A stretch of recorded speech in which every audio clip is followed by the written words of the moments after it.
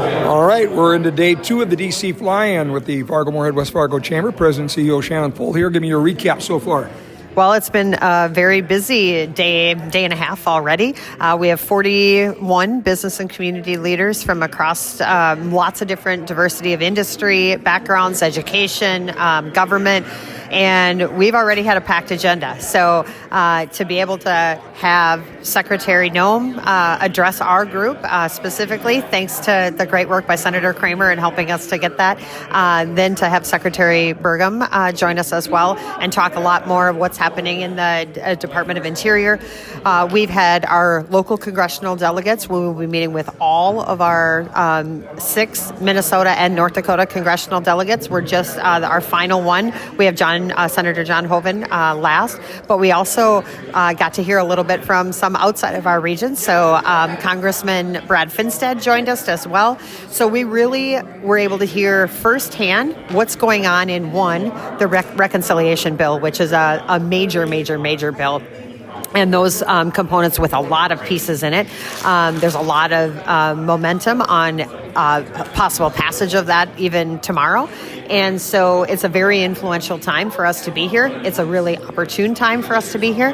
We're also hearing more on the topics that are really important. Agriculture, what's happening in everything from the Farm Bill to what we're doing with immigration and workforce. When we look at other aspects of manufacturing has also been trade and tariffs. We started our entire trip with a briefing at the U.S. Chamber, and they talked a lot about the trade and tariff climate right now and what's really happening within all of those.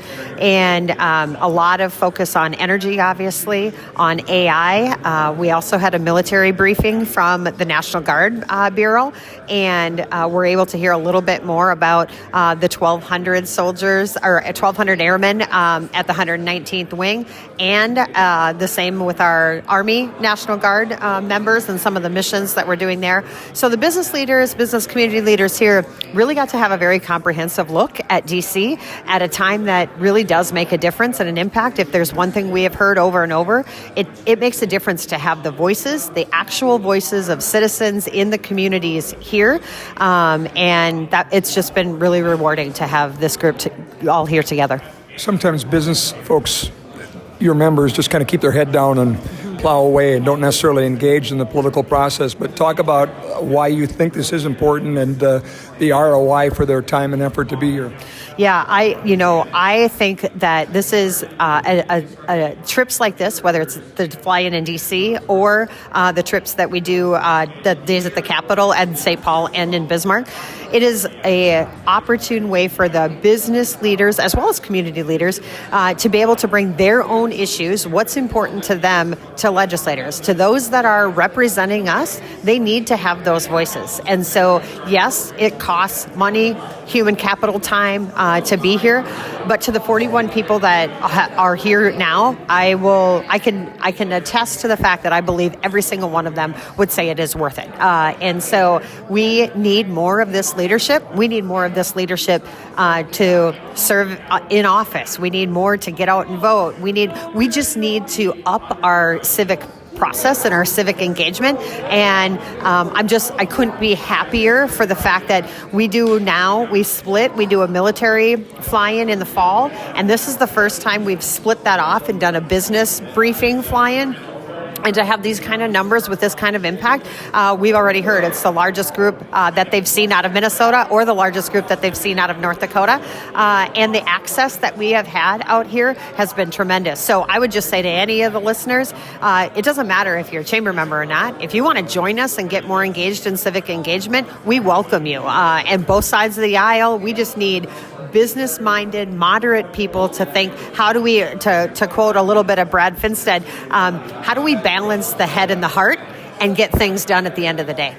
Last question, of all the conversations that have happened so far, what is most encouraging on the challenges you brought? I think what's most encouraging for me is to see that there is progress happening, and there is bipartisan cross-aisle work happening. I think sometimes we don't see that, right? Depending upon whether it's what media outlet or what Facebook post or what we're seeing on social media, we can sometimes see the worst. But the reality of it is, together there is progress being made, and we need to really lean into that process, hold our delegate members accountable, but also be a part of the process, right? Step up and have a responsibility to that. But I am very encouraged by this trip. I think there's a lot of uncertainty right now, and we're seeing that there is some consistency and maybe a little bit more progress that is really on the horizon. Good stuff. Thank you. Thank you so much, Scott.